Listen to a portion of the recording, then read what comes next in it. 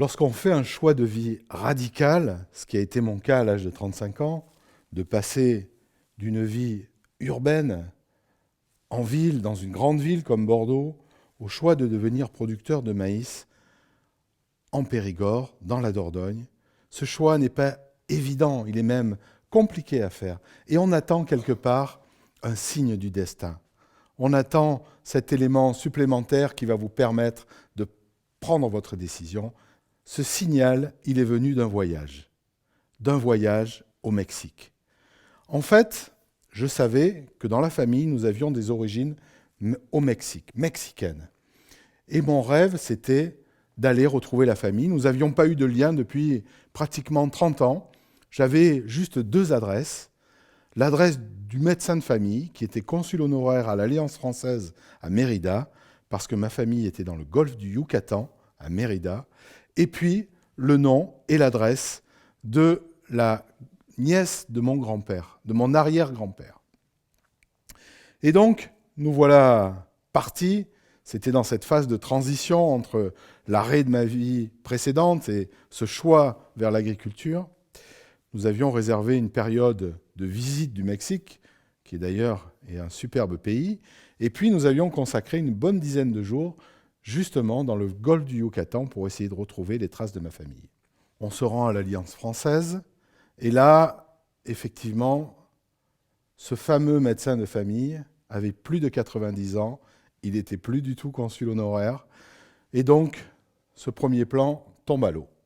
Le nouveau consul me dit « Mais écoutez, qu'est-ce que vous avez comme adresse ?» « Mais ça, oui, je connais, c'est pas très loin, ça c'est dans le centre-ville. » Donc on va dans le centre-ville, à la maison familiale. Effectivement, on arrive, on reconnaît l'hologramme avec les initiales de la famille, mais c'était devenu un restaurant.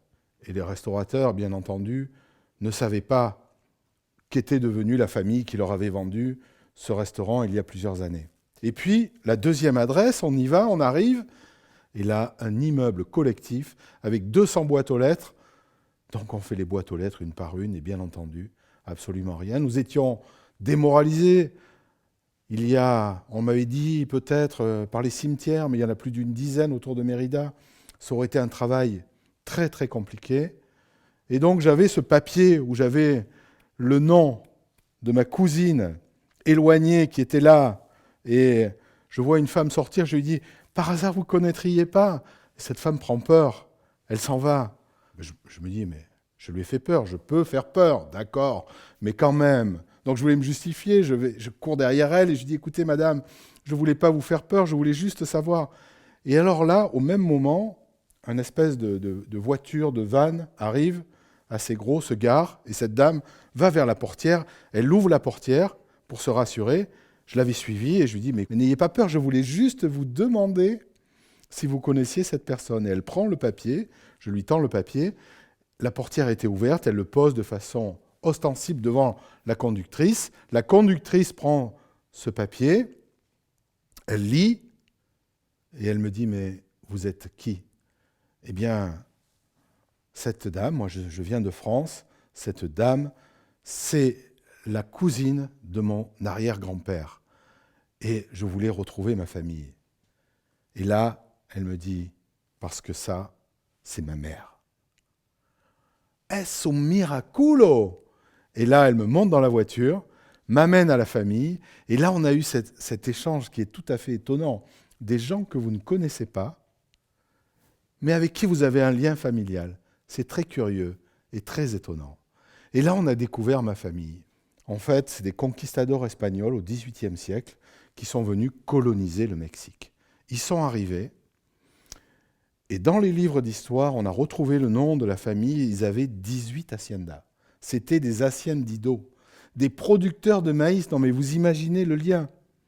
Et la particularité de ma famille, c'est que ils ont repris des exploitations, il y avait des Indiens mayas, ils en ont certainement abusé, exploité, mais le mien est tombé amoureux d'une Indienne maya et il l'a épousée. Ce qui veut dire que j'ai du sang maya dans les veines.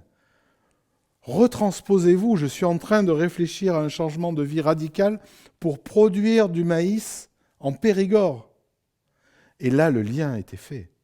Quand on sait le lien, le rôle qu'avaient les maïs, le dieu du maïs, qui est un dieu maya, le rôle du maïs dans la culture maya, eh bien, à ce moment-là, je me suis dit que c'était une évidence et que c'était finalement peut-être écrit dans mes gènes de devenir producteur de maïs.